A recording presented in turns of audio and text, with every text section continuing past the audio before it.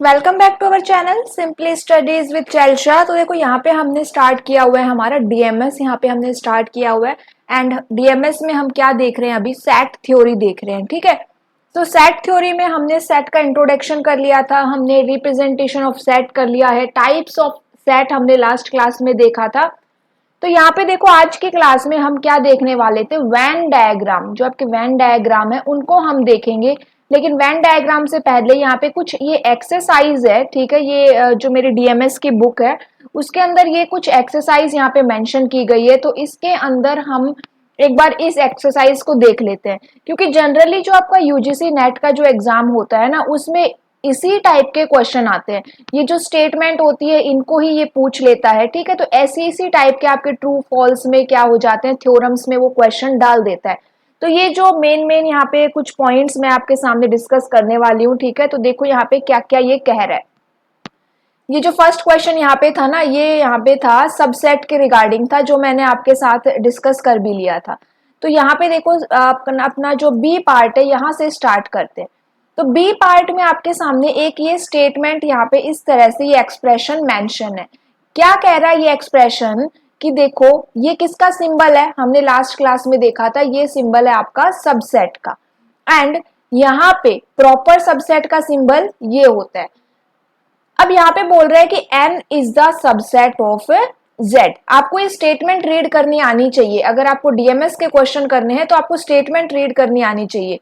z is the subset of q and q is the subset of r। तो indirectly हम क्या बोल सकते हैं कि भाई n is the subset of r। इस स्टेटमेंट का मतलब ये निकल के आएगा कि भाई n आपका q का भी सबसेट है और n आपका r का भी सबसेट है। एक तरह से आपका R यहाँ पे क्या बन गया है, सुपर सेट बन गया है। मतलब R हम सुपर सेट क्यों कह रहे हैं, क्योंकि R के अंदर आपके Q के एलिमेंट भी है, Z के एलिमेंट भी है और N के एलिमेंट भी रहेंगे। ठीक है, नेक्स्ट यहाँ पे जो C है पार्ट है उसमें क्या बोल रहा है, ये C पार्ट में देखो द सेट E के अंदर 3 एलिमेंट है 2 4 6 is a subset of the set F। जो सेट E है वो किसका सबसेट है आपका, भाई वो सबसेट है F का। ठीक है, F के अंदर एलिमेंट है 6 2 4। ऑर्डर मैटर नहीं करता यहाँ पे। ठीक है, तो इसीलिए E जो है आपका वो क्या रहेगा, F का सबसेट रहेगा। और यहाँ पे ऑर्डर मैटर नहीं करता, इसलिए हम कह सकते हैं कि E is equals to F। E किसके इक्वल है, F के इक्वल है। ठीक है, तो यहाँ पे अब E F के इक्वल है, या फिर आप क्या कह सकते हो, हम बोल सकते हैं कि भाई हर सेट खुद का भी सबसेट होता है, क्योंकि E के अंदर 2 4 6 है, F के अंदर भी 2 4 6 है, ये E है, आप इसको भी E बोल सकते हो। अगर E F के इक्वल है तो इसका मतलब E के भी इक्वल रहेगा, F के भी इक्वल रहेगा। तो ये हमें क्या पता चला कि every set is a subset of itself. यहाँ पे कुछ प्रॉपर्टीज है सेट की, वो क्या क्या है देखनी है हमें, क्योंकि प्रॉपर्टीज से क्वेश्चन पूछ लिए जाते हैं। तो फर्स्ट प्रॉपर्टी क्या बोल रहा है, देखो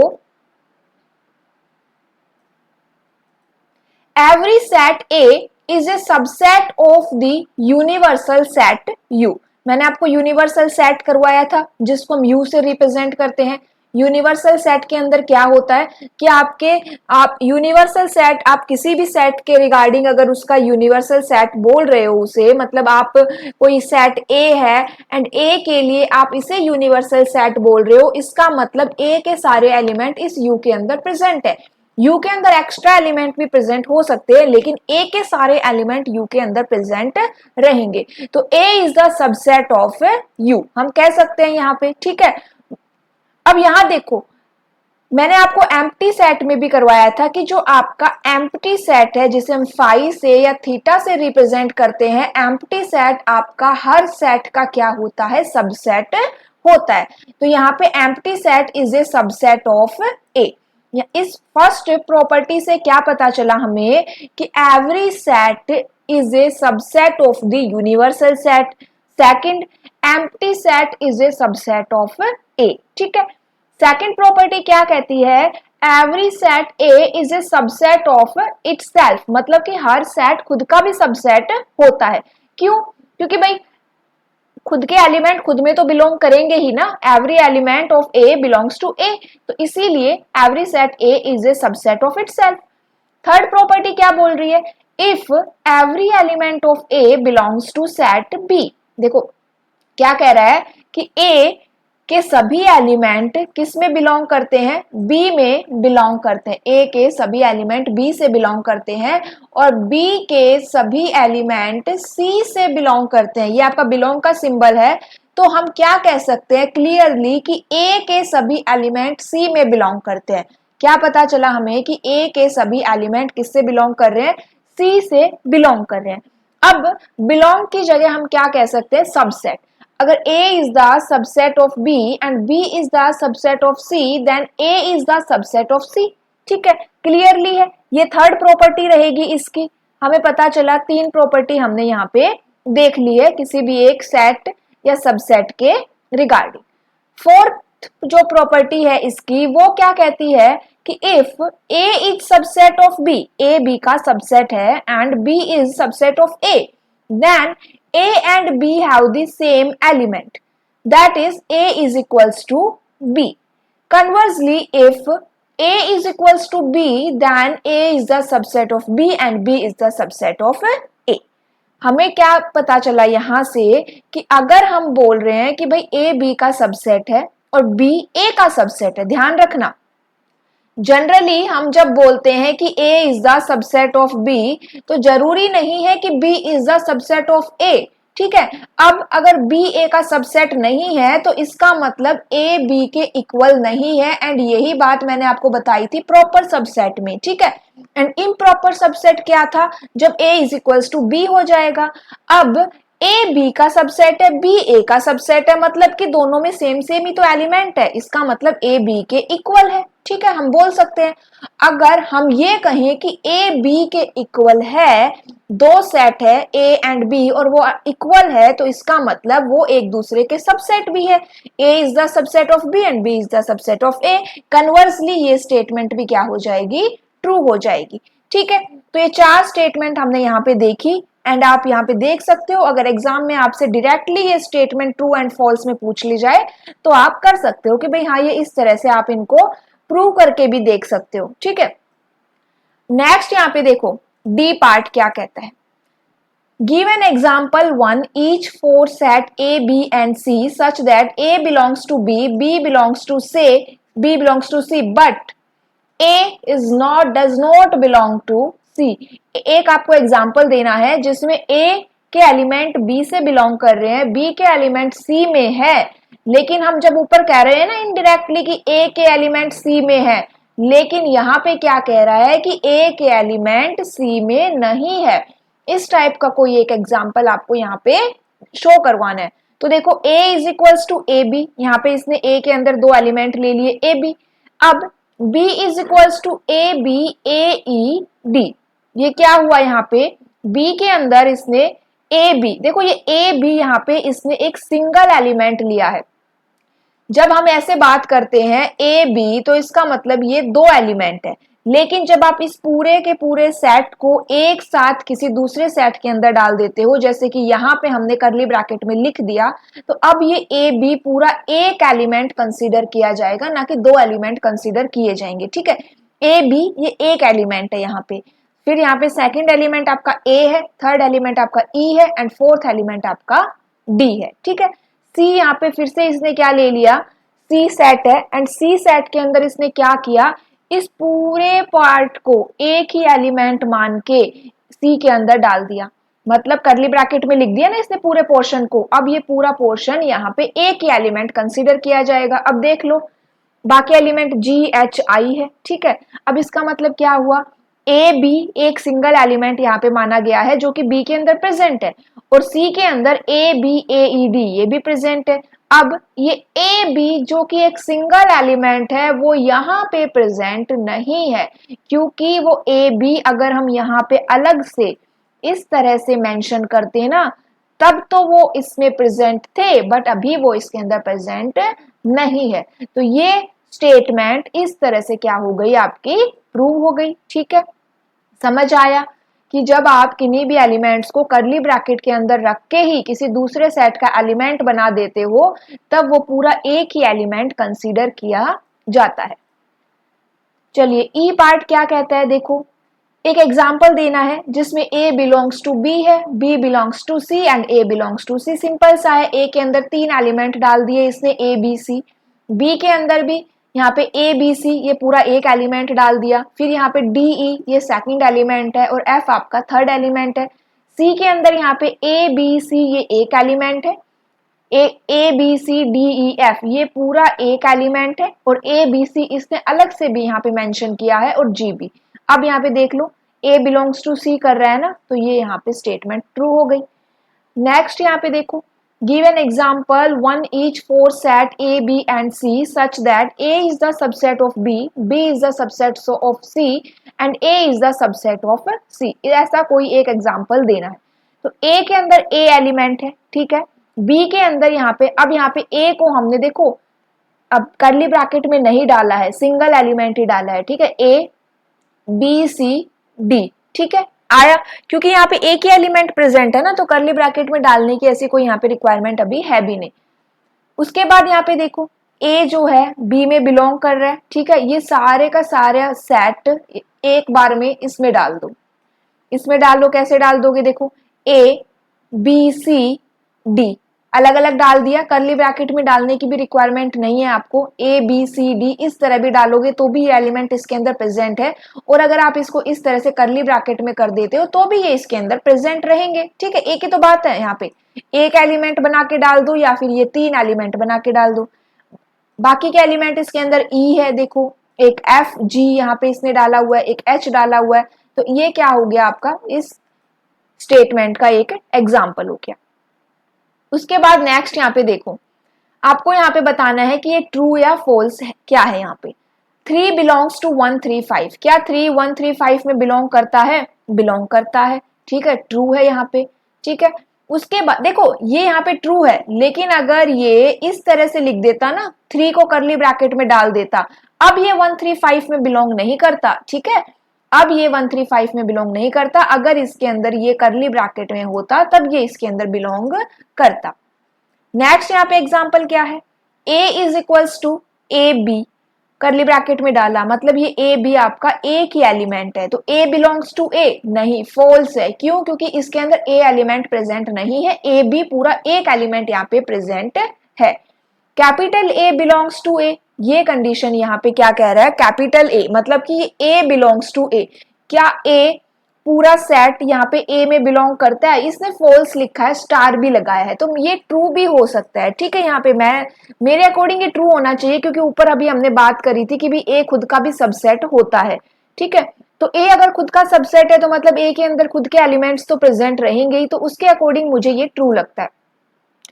उसके बाद यहाँ पे देखो A B belongs to A, ये ट्रू है, क्योंकि क्लियरली आपको दिखाई दे रहा है कि A B A के अंदर प्रेजेंट है।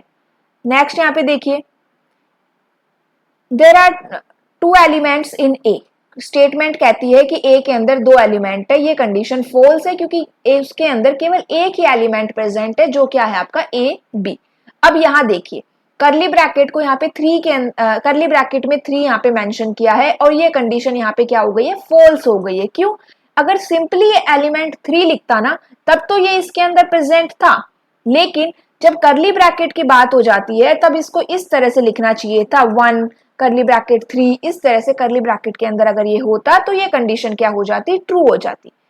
कर्ली ब्रैकेट के अंदर 3 है, इज प्रॉपर सबसेट ऑफ 135, क्या पूछ रहा है ये, प्रॉपर सबसेट, अब ये सबसेट नहीं है, तो देखो set 3 is a subset of 135, ऊपर क्या था भाई, बिलोंग था, मतलब वो पर्टिकुलर एलिमेंट उसके अंदर बिलोंग करता है या नहीं, और यहाँ पे क्या पूछ रहा है भाई, ये इसका प्रॉपर सबसेट है या नहीं। तो 135 के जब आप सबसेट निकालोगे तो 3 भी आपको एक सबसेट मिलेगा, ठीक है, मिलेगा, तो set 3 is a subset of 135 and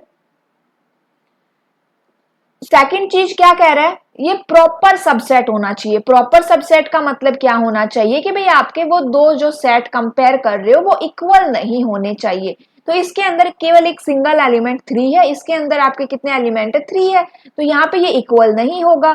equal नहीं होगा तो इसका मतलब ये क्या है, प्रॉपर सबसेट है, एंड ये कंडीशन यहाँ पे ट्रू हो जाएगी।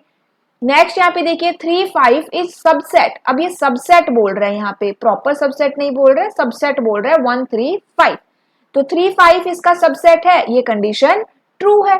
ठीक है, उसके बाद फिर से ये प्रॉपर सबसेट बोल रहे हैं। अब 135 का सबसेट तो है, साथ में प्रॉपर सबसेट के लिए कंडीशन है कि ये दोनों इक्वल नहीं होने चाहिए, लेकिन ये दोनों इक्वल है, इसलिए ये कंडीशन क्या हो गई आपकी, फॉल्स हो गई। अगर ये इस तरह से मेंशन करता, मतलब इसको सबसेट बना देता ना, तब तो ये कंडीशन ट्रू हो जाती। नेक्स्ट यहाँ पे देखिए, एक empty set is a subset of empty set, ये कंडीशन यहाँ पे ट्रू रहेगी। ठीक है, empty set is a subset of empty set, condition यहाँ पे ट्रू है। एम्प्टी सेट, एक एम्प्टी बिलोंग्स टू एम्प्टी, ये कंडीशन यहाँ पे फॉल्स है। क्यों? क्योंकि जब वो एम्प्टी सेट हो गया तो उसके अंदर क्या बिलोंग करेगा, कुछ भी तो बिलोंग नहीं करेगा, तो इसीलिए ये कंडीशन यहाँ पे फॉल्स है। जो आपका एम्प्टी है, यहाँ पे एक एम्प्टी लिखा हुआ है और यहाँ पे है आपका सबसेट, और यहाँ पे आपका एक एम्प्टी कर्ली ब्रैकेट के अंदर लिखा हुआ है, क्या ये कंडीशन, ये स्टेटमेंट ट्रू है? तो ये स्टेटमेंट ट्रू है। क्यों? यहाँ पे लिखा हुआ है एक एम्प्टी, इस एम्प्टी का मतलब है सिर्फ इतना, और यहाँ पे लिखा हुआ है कर्ली ब्रैकेट के अंदर एम्प्टी, तो मतलब कि यहाँ के अंदर फाइव को हमने फिर से ऐसे लिख दिया, तो एक ही बात है ना, इसमें भी कुछ नहीं है, इसमें भी कुछ नहीं है, तो ये कंडीशन ट्रू हो गई। 5 जो आपका है बिलोंग्स टू कर्ली ब्रैकेट 5, अब ये स्टेटमेंट यहाँ पे ट्रू रहेगी। इसका क्या मतलब हुआ कि ये जो 5 है वो एक एलिमेंट है, इसके अंदर ये एक सेट है। जब आप कर्ली ब्रैकेट लगा देते हो तो वो क्या बन जाता है, एक सेट बन जाता है, और इस सेट के अंदर हमने एक एलिमेंट 5 डाला हुआ है। कंडीशन क्या पूछ रहा है कि भाई 5 आपका इस सेट के अंदर प्रेजेंट है, तो इस सेट के अंदर प्रेजेंट है, ये कंडीशन ट्रू है। लेकिन यहाँ पे ये 5 एक एलिमेंट है, ये 5 एक एलिमेंट है, तो 5 आपके दो एम्प्टी एलिमेंट है। एम्प्टी एलिमेंट का मतलब क्या हुआ, कुछ प्रेजेंट नहीं है। जब यहाँ पे इसने कर्ली ब्रैकेट लगा दी तो इसका मतलब यहाँ पे इसने एक सेट क्रिएट कर दिया है। ठीक है, उसके बाद यहाँ पे देखो, अब ये ऑपोजिट हो गया है, यहाँ पे आपका सेट है और यहाँ पे एम्प्टी है। अब एक सेट है जिसके अंदर एक एम्प्टी एलिमेंट प्रेजेंट है, क्या वो बिलोंग करेगा एक एम्प्टी एलिमेंट में? ये कंडीशन फॉल्स रहेगी, क्योंकि एक सेट के अंदर एक एलिमेंट प्रेजेंट होगा जो कि आपका एम्प्टी है। ठीक है, लेकिन दूसरी साइड में ये 5 खुद एक एलिमेंट है, इसके अंदर क्या प्रेजेंट होगा, इसके अंदर तो कुछ भी प्रेजेंट नहीं होगा, तो ये 5 इसका एक एलिमेंट बन सकता है, लेकिन एक सेट एक 5 का एलिमेंट नहीं बन सकता। नेक्स्ट यहाँ पे स्टेटमेंट देखिए, आपका दोनों साइड में इन्होंने सेट बनाया है। ठीक है, एम्प्टी सेट, दो सेट है, इसके अंदर भी एक एम्प्टी एलिमेंट है, इसके अंदर भी एक एम्प्टी एलिमेंट है। क्या ये आपके सबसेट है? तो सबसेट है। ठीक है, ये सबसेट है और ये दोनों इक्वल भी है, तो इसका मतलब ये कंडीशन ट्रू है। ठीक है, अगर यहाँ पे बिलोंग आ जाए और दोनों साइड में सेट क्रिएट किया गया है तो ये स्टेटमेंट आपकी क्या रहेगी, फॉल्स रहेगी। उसके बाद यहाँ पे देखिए 14th में A B is proper subset, sorry proper नहीं है, A B subset of A B C, condition true है क्योंकि ए बी यहाँ पे भी प्रेजेंट है, तो इसलिए कंडीशन ट्रू है। 1 belongs to A plus 2b A B even integer, यहाँ पे देखो 1 belongs to A plus 2b, और a और b क्या है, आपके इवन इंटीजर है। तो यहाँ पे देखिए, अगर आपका a और b दोनों ही इवन इंटीजर है, मान लीजिए हमने a की वैल्यू इवन इंटीजर आपकी 2 मान ली एंड b की हमने 2 मान ली। ठीक है, तो 2 प्लस 4 हमेशा ही क्या आएगा, ये कोई एक इवन इंटीजर आएगा, तो 1 कभी भी इसमें बिलोंग नहीं करेगा। ठीक है, a को अगर आप 0 मान लेते हो एंड b को भी अगर आप 0 मान लेते हो तो भी ये क्या आएगा, 0 आएगा, 1 कभी भी नहीं आएगा, तो ये कंडीशन आपकी फॉल्स हो गई। सेकंड यहाँ पे देखिए क्या है, आपका एक सेट है जिसके अंदर एक एलिमेंट a है और सेकंड एलिमेंट आपका 5 है, फिर यहाँ पे बिलोंग कर रहा है क्या, दूसरा सेट है जिसके अंदर एक एलिमेंट a है और एक एलिमेंट आपका a5 है, तो ये कंडीशन क्या है, यहाँ पे ट्रू रहेगी। ठीक है, इतना में समझ में आया, एक बार देख लीजिए। चलिए आगे देखें, थ्योरम क्या कह रही है यहां पे देखिए कि for any set A we have empty element is subset of A and A is the subset of universal set। कोई भी एक सेट A है, अब फाई जो है वो हर एक सेट का सबसेट होता है, तो phi is the subset of A, ये कंडीशन आपकी ट्रू रहेगी। ठीक है, अब A हमेशा यूनिवर्सल सेट का सबसेट रहेगा, तो ये कंडीशन भी क्या रहेगी आपकी ट्रू रहेगी। सेकंड क्या कह रहा है, for any set A we have A is the subset of A, तो एक सेट खुद का भी सबसेट होता है, ये कंडीशन भी यहाँ पे ट्रू है। ठीक है, थर्ड यहाँ पे देखिए if A is the subset of B and B is the subset of C then A is the subset of C, ये कंडीशन भी ट्रू है, हम पीछे अभी करके आए हैं। ठीक है, उसके बाद यहाँ पे देखो a is equals to B, a क्या है b के इक्वल है, कब, if and only if a is the subset of b and b is the subset of a। अगर a b का सबसेट है और b a का सबसेट है, केवल तभी आपका a और b क्या होगा, इक्वल होगा। ठीक है, यहाँ देखिए if a is the subset of b then it is still possible that a is equals to b when a is the subset of b। अब यहां देखो कि ये कंडीशन में अगर a एक b का सबसेट है तब पॉसिबल है कि आपका a और b इक्वल है, इसका मतलब ये इम्प्रॉपर सबसेट है। लेकिन अगर आपका a और b इक्वल नहीं है तब क्या होगा, ये एक प्रॉपर सबसेट होगा। ठीक है, एग्जांपल देखो a is equals to 1 3, b is equals to 1 2 3, c is equals to 1 3 2। 1 3 इसके अंदर प्रेजेंट है तो आपका a is the subset of b।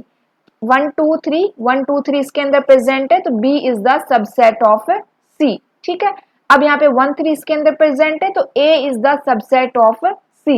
लेकिन यहाँ पे देखिए आपका A B के इक्वल नहीं है, लेकिन B क्या है आपका C के इक्वल है, तो ये क्या नहीं है आपका प्रॉपर सबसेट रहेगा। ठीक है, A and B are both subset of C but A is a proper subset of C whereas B is not a proper subset of C। Sorry, इसके अंदर देखिए B और C क्या है आपके इक्वल है, तो इसका मतलब ये इम्प्रॉपर सबसेट है। लेकिन A और C आपके इक्वल नहीं है तो इसका मतलब क्या है, ये आपके प्रॉपर सबसेट है। ठीक है, तो इस तरह से ये प्रॉपर सबसेट का सिंबल ये रहेगा। ठीक है, तो आज की क्लास में हमने ये कुछ क्वेश्चंस देखे, जनरली स्टेटमेंट में या थ्योरम में ट्रू एंड फॉल्स में एग्जाम में पूछे जा सकते हैं। नेक्स्ट क्लास में हम वेन डायग्राम को डिस्कस करेंगे। आज के लिए इतना ही। ठीक है, ये पीडीएफ मैं आपके टेलीग्राम ग्रुप में शेयर कर दूंगी, तो एक बार वहां से देख लीजिएगा। Okay, thank you. आज के लिए इतना ही। Okay, thank you.